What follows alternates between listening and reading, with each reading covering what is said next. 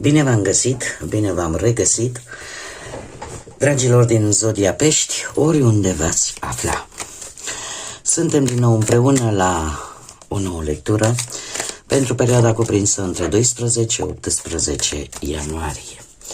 Așa că, dragilor toți cei care aveți Soarele, Luna, Venus, Ascendentul în Zodia Pești, această lectură este de asemenea și pentru voi. Cu scuzele de rigoare pentru lipsa mea, poate ca mulți dintre voi am trecut și eu prin gripa asta care se extinde peste tot pe continentul european, dar mă simt mai bine să mă recuperez și acum sunt aici lângă voi să vedem cu ce vine următoarea săptămână din ianuarie.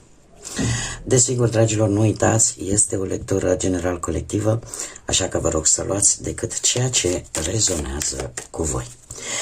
Haideți să vedem ce ne spune acest oracol Belin și ce este important de știut pentru voi în această săptămână 12-18 ianuarie.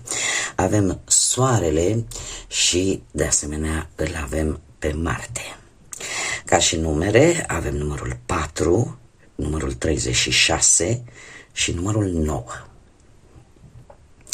Ce este foarte interesant,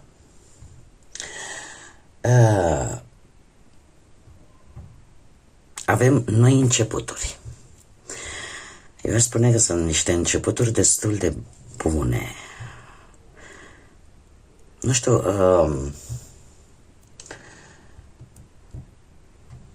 există o evoluție care va avea loc în această săptămână și probabil că mulți dintre voi veți începe să vă interesați mult mai mult, nu știu, poate de astrologie, poate de arta asta a tarotului, de ce nu, a chiromanției, în general de lucrurile astea de numerologie, de ce nu, de lucruri care, cum să spun eu, vreți să le aprofundați un pic mai mult. Nevoia de cunoaștere spirituală sau nevoia de o altfel de cunoaștere în această săptămână. Ce ar mai fi de spus? Faptul că e posibil să apară de-a lungul acestei săptămâni anumite discuții, anumite dezbateri, negocieri, chiar ușor dispute într-un anumit colectiv, în care fiecare să-și spună punctul de vedere, în care fiecare să o țină pe a lui. Tocmai de aceea îl avem și pe Marte aici, da? Marele războinic, care reprezintă și aceste stări ușor tensionate. Dar trebuie să vă spun că totuși, indiferent de ce vreți voi să începeți în această săptămână, că nu va fi chiar așa un început lin, ca să spun așa, va veni și el cu aceste provocări aduse de către Marte.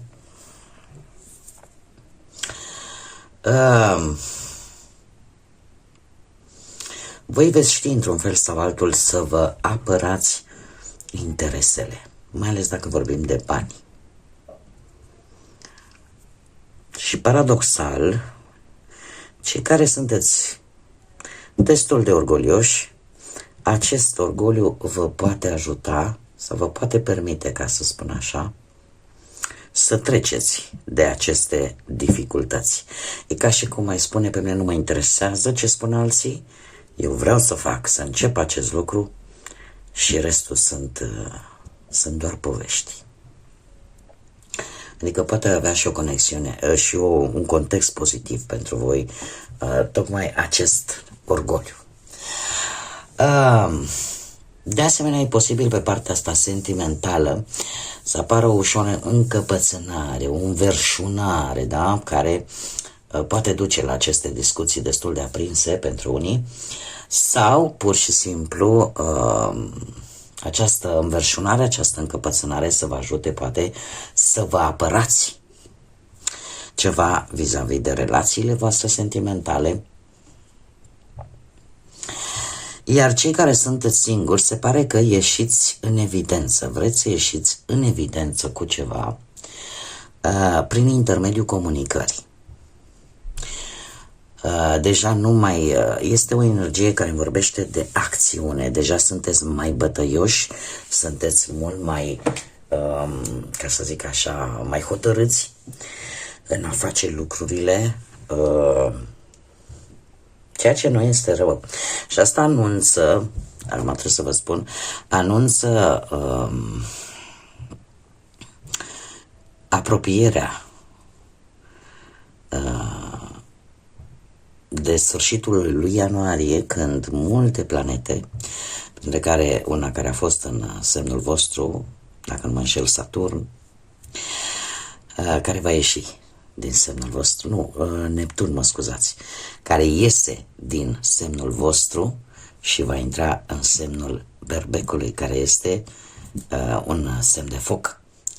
Un semn de foc și care are ca și guvernator pe Marte, deci lucrurile se schimbă. Ieșiți din această letargie, din această stare de, cum să spun eu, de stau pe margine și analizez, deja vreți să treceți la acțiune și se pare că o veți și face. Haideți să vedem acum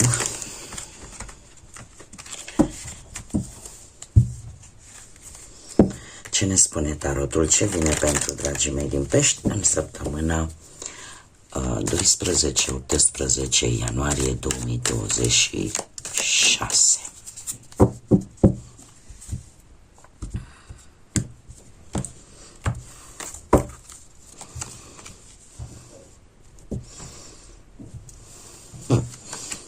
Aceleași conexiuni, foarte interesant, foarte, foarte interesant. Dragii mei dragi, situația actuală îmi vorbește de un as de cupe. Un as de cupe care îmi spune că există o energie de reînnoire, o energie poate unui nou început, o renaștere, persoane noi, posibil chiar și, nu știu, cei care așteptați o sarcină, să aveți un copil, da? Există o conexiune foarte profundă pe care voi o simțiți și care are, cum să spun eu, nu știu, pe partea asta profesională poate să vă aducă noi șanse, noi avansări, poate chiar și un nou job. Putem vorbi de câștig, poate pe partea asta materială din întâmplări. Din întâmplări sau pur și simplu se mai pun acolo niște bănuți în plus la salariu. Putem vorbi de noi relații sentimentale foarte intense care sunt pe punctul de a ajunge, dacă nu cumva au și ajuns în viața voastră. În general, lucrurile se pare că încep oarecum să se miște în viața voastră. Haideți să vedem, pentru a înțelege un pic mai bine, să vedem ce a adus trecutul recent și a adus un 7 de monede. Se pare că ați fost într-un moment în care ați făcut o triere, pur și simplu. Ați văzut exact ce merge, ce nu merge, pentru a vedea mai clar unde trebuie să investiți, poate timp, energie, bani, sentimente, și unde nu mai trebuie să o faceți.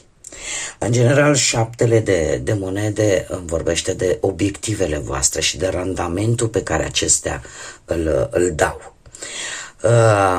Chiar dacă poate unii dintre voi ați încercat să obțineți lucruri într-un mod foarte rapid și într-o manieră destul de ușoară, v-ați dat seama poate că nu era o soluție de moment. Da? Și atunci s-a ajuns probabil, cum să spunem, la această idee de triere, de a vedea exact ce dă rezultate și ce nu. Și de aici probabil și acest nou început. Poate că ați investit ceva, cum am mai spus, timp, energie, bani, sentimente, într-un lucru care poate nu dădea rezultatele respective. Sau poate că ați văzut că într-adevăr ceva se mișcă și atunci apare un surplus de energie. De unde provine această situație actuală? De la o trezire. Avem judecata. Situația asta pe care voi o trăiți în acest moment vine în urma poate unui apel telefonic. Ceva care scoate un sunet, poate să fie un mail, poate să fie un mesaj pe telefon sau, cum am mai spus, poate chiar prin viu grai. Un mesaj pe care voi l-ați primit și pe care, într-un fel sau altul, efectiv, a funcționat ca o trezire, ca o iluminare. E ca și cum cineva ți-a spus, e momentul să te trezești, e momentul să treci la acțiune, e momentul să faci ceva. Judecata despre asta ne vorbește, despre luciditate, despre renaștere, despre faptul că nu trebuie să te legi de trecut și că indiferent că ai greșit sau nu vis-a-vis de o anumită situație sau vis-a-vis de o anumită persoană, este momentul ca trecutul să rămână trecut și să-ți construiești noul pe o bază mult mai sănătoasă, fără să te mai lași afectată de greșelile trecutului. De asemenea, dacă acest lucru nu s-a întâmplat, sunt mari șanse în această săptămână să se întâmple. Putem vorbi de prejudecăți, dragilor, de a nu mai vedea oamenii, situațiile, relațiile, a nu le mai judeca de la prima vedere, a încerca să realizați că o persoană sau o situație trebuie aprofundată pentru a vedea dacă într-adevăr este benefică, dacă într-adevăr poate da rezultate viabile, rezultate bune pentru voi, a nu mai judeca oamenii, lucrurile, situațiile într-un mod superficial. Cum de-al minteri, a nu vă lăsa voi influențați de prejudecățile altora, de ceea ce spun alții despre voi, de felul în care alții vă văd pe voi. Pentru că voi trebuie să vă cunoașteți propriul vostru potențial.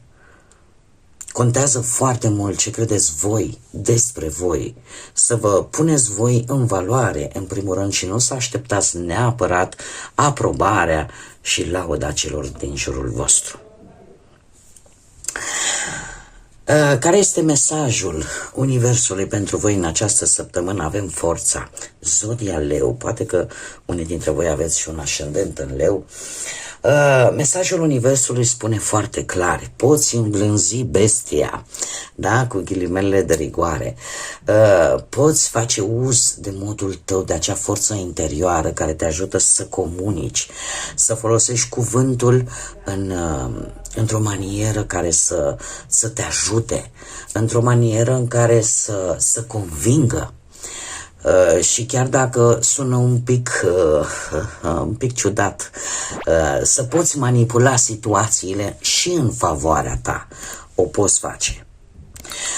Forța, de asemenea, ne mai poate vorbi, mai ales pentru cei care sunteți în căutarea unui job, de acele abilități pe care voi le aveți și care vă pot ajuta, nu știu, să dați un interviu și să vă iasă, să fiți convingători.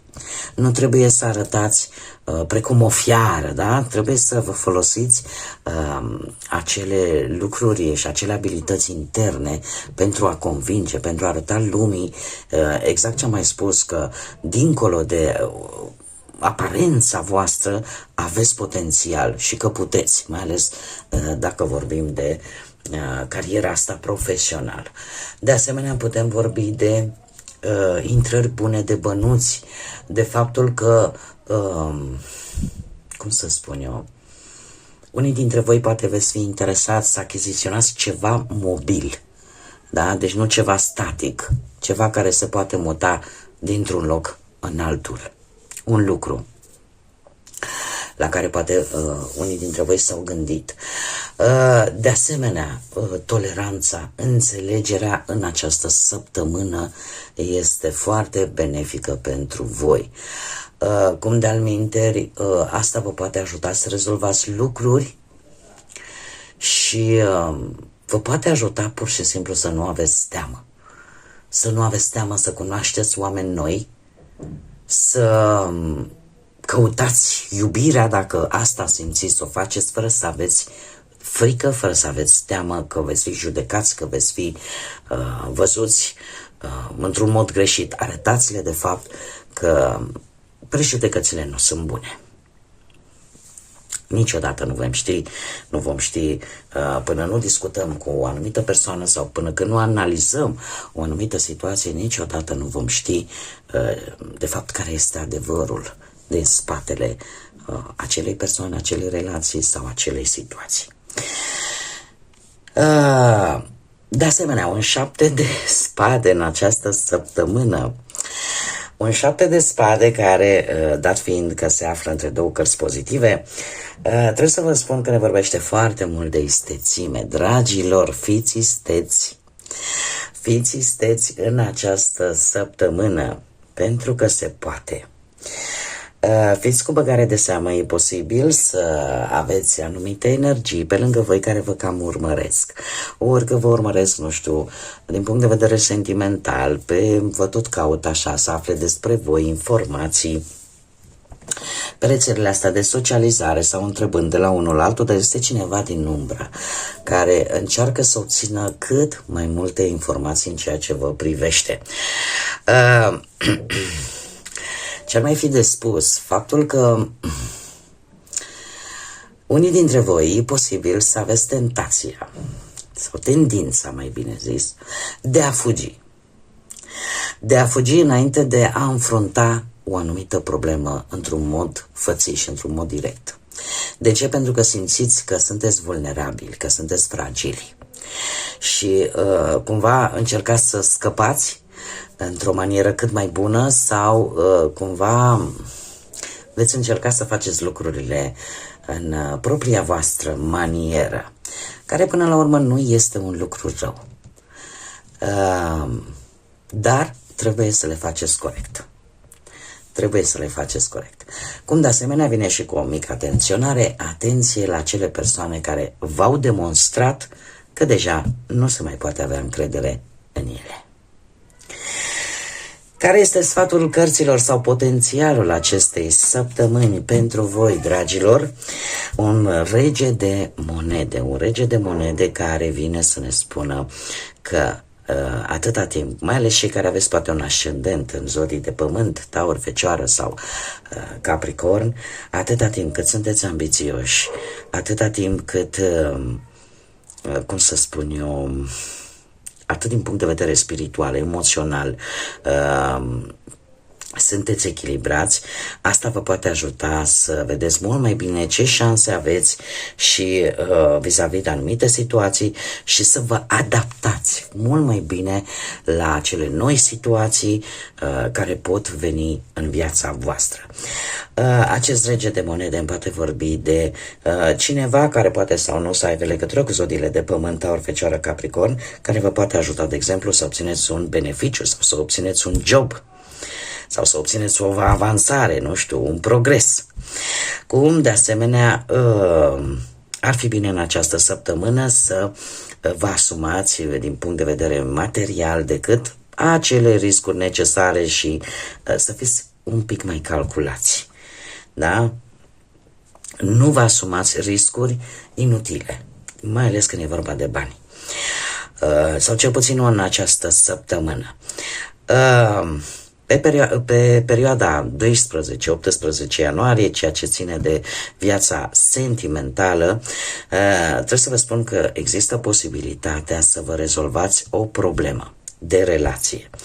Dar, cum bine am văzut, este nevoie de cinste, e nevoie de onestitate. Și chiar dacă poate unii dintre voi care sunteți într-o relație și poate aveți probleme materiale, iar de aici derivă și micile neînțelegeri, care pot apărea, așa cum bine am văzut și cu oracolul Belin, asta se pot rezolva. Da?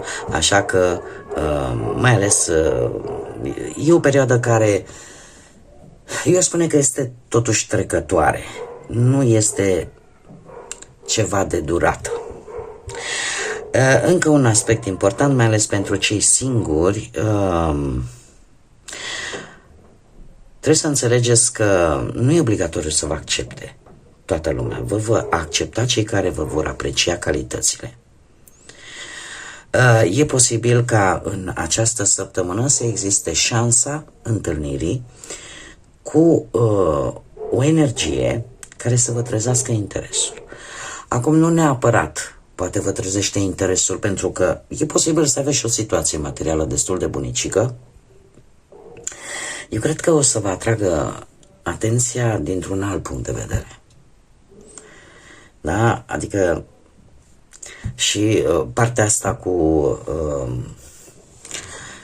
are și o situație financiară destul de bună, să zicem, ar fi decât un bonus. Dar vouă e posibil să vă atragă atenția o persoană într-un mod cu totul și cu totul deosebit. Poate să fie cineva care la un moment dat să vă acorde un sprijin, să vă acorde o mână de ajutor. Haideți să vedem acum ce mesaj angelic am pentru voi, dragilor din Pești, și îl avem pe, avem chiar două. Îl avem pe Haiel. Ce frumos! Tu ai forța oțelului, că tot vorbeam de forță. Poți obține victoria în fața provocărilor. Dragilor, deci scoateți curajul la suprafață, pentru că aveți cu ce. Și de asemenea îl avem pe Rehael, care îmi spune că ar trebui să-ți petreci un pic mai mult timp, poate cu copiii tăi, cu părinții tăi sau cu bunicii tăi. Împarte această energie și iubire a familiei. Asta nu este întâmplător, să știți, pentru că, în general, poate să aibă legătură cu acest arcan major, judecata, în care, cum am mai spus, lucruri din trecut, iertări, poate, care sunt așteptate vis-a-vis de părinții voștri, vis-a-vis de proprii voștri copii, poate, sau de bunicii voștri, în general de membrii ai familiei. Iar Rehael vine cu acest îndemn în această săptămână să încercați să vă dedicați un pic de timp cu cei dragi vouă. Degeaba nu a apărut, cu siguranță că cei care rezonați ați simțit ceva acolo în interiorul vostru. Bun, dragilor, cam atât am avut pentru voi. Eu vă mulțumesc că v-am avut alături, vă mulțumesc tuturor abonaților mei pentru răbdare și înțelegere. Vă doresc să fiți sănătoși, dragilor, în primul și în primul rând să fim cu toții sănătoși, pentru că dacă suntem sănătoși, le putem duce pe toate. Până data viitoare, când ne vom reîntâlni la o nouă lectură, tot binele din lume și, desigur, să fiți iubiți, dragilor.